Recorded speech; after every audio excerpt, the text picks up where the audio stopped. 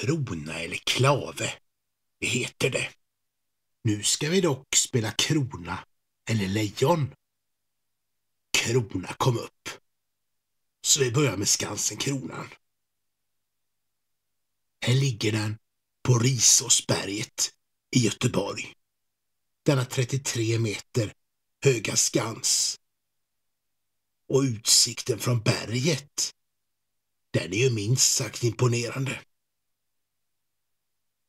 Denna skans anlades först som ett antal jordvallar här på berget under åren 1639 till 1641. Och då gick den under namnet Juteskrämman. Med tiden högg skogen ner på berget så det skulle bli lättare att försvara detta. Och snart kom murar och ett batteri att installeras här på bergets topp. Någon riktig fart på befästningen blev det dock först när Erik Dahlbergs skans kom till här, sisådär 1687 till 1689. Karl den XI, han måste ha varit nöjd med den här befästningen. Under 1800-talet fick många gamla befästningar tjänstgöra som fängelser och så även Skansen Kronan, då denna år 1854 fick överta omkring 200 fångar från Karlstens fästning på Marstrand. Senare blev Skansen omgjord till nödbostäder och år 1925 köpte Göteborgs stad Skansen. Det är något fängslande med gamla befästningar som har förlorat sin krigsfunktion ändå. Det har varit militärmuseum här också under nästan exakt sådär 100 år. Och det var faktiskt mellan 1904 och 2004 det. Dessa murar måste minnas mycket. 7 meter tjocka, det är murarna. Och i dessa nedre gluggar skulle kanonerna verka.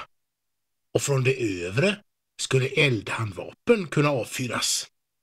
Och kronan på verket, där uppsattes första gången 1697.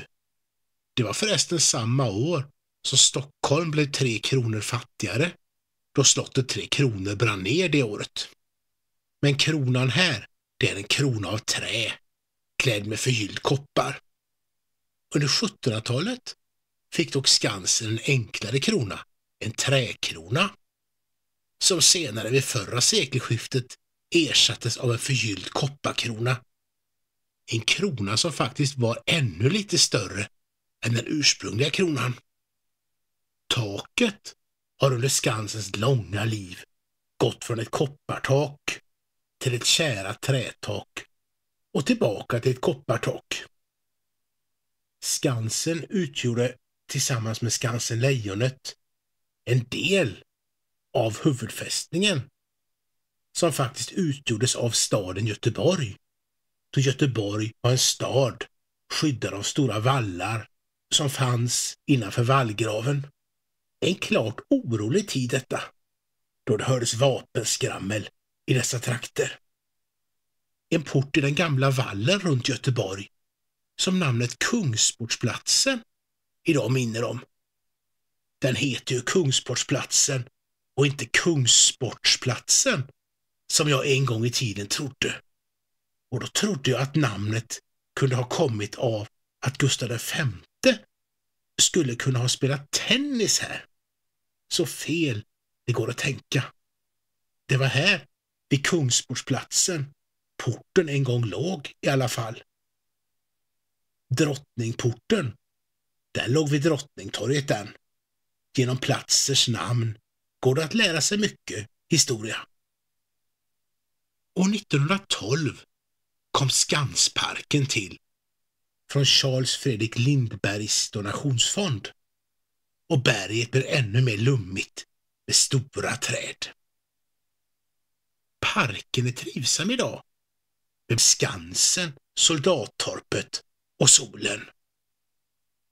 Undrar om det spökar här i parken och i Skansen efter det inbrott som sker i denna varje kväll.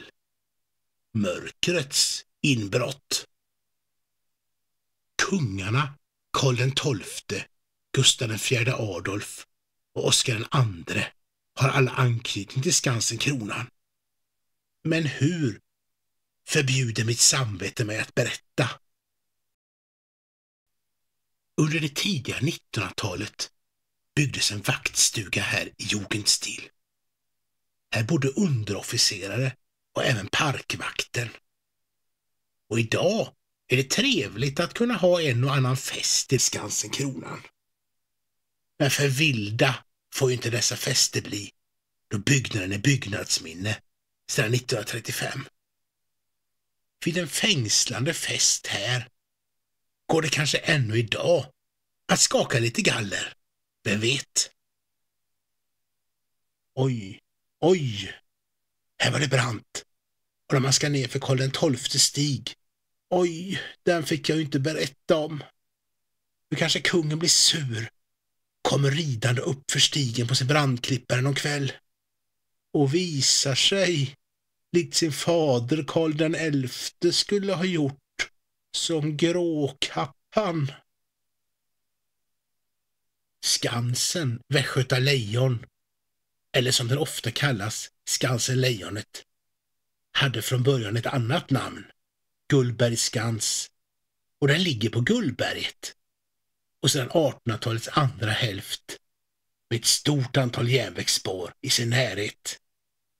Mer barngård än kaserngård här i närheten alltså. Erik Dahlberg ligger bakom även denna skans, som den andra skansen efter Skansen Kronan, som är 2 veckor äldre den. Lejonet är förresten lite lägre än Kronan, bara 29 meter hög. Men här finns dock 4 salutkanoner, 57 mm kanon modell 89. Eftersom Skansen är en av Sveriges 11 salutstationer, så här skjuts det bland annat på kungens födelsedag. Det smäller alltså högt här. Här har funnits befästningar sedan början av 1300-talet. Den första heter Gullbergs hus.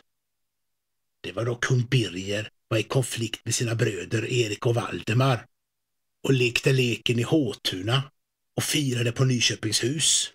Det var dock ingen trevlig lek eller rolig fest det. Senare har flera befästningar uppförts här under unionstiden. Befästningar som dock blev kortlivade. Gustav Vasa befäste berget under befrielsekriget, men befästningen förstördes av danskarna. Erik XIV befäste sedan berget igen under Nordiska sjuårskriget.